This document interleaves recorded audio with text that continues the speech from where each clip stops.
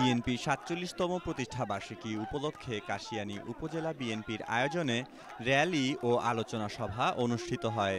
প্রধান অতিথি ছিলেন জাতীয় নির্বাহী কমিটির সহ সাংগঠনিক সম্পাদক সেলিমুজ্জামান সেলিম। তিনি বলেন, ফ্যাসিস্ট সরকার দেশ থেকে পালিয়েছে, কিন্তু তাদের দোসররা গণতন্ত্র পুনর্গঠনে চলমান আন্দোলন ব্যাহত করতে ষড়যন্ত্র করছে।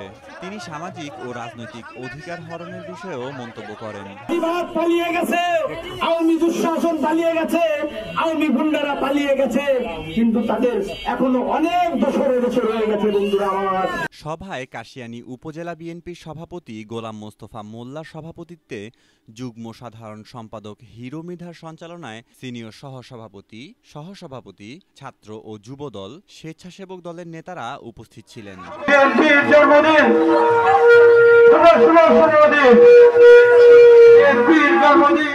জেলা ও উপজেলা নেতাকর্মীরা সভায় অংশগ্রহণ করেন এবং প্রধান অতিথির বক্তব্যে একমত প্রকাশ করেন।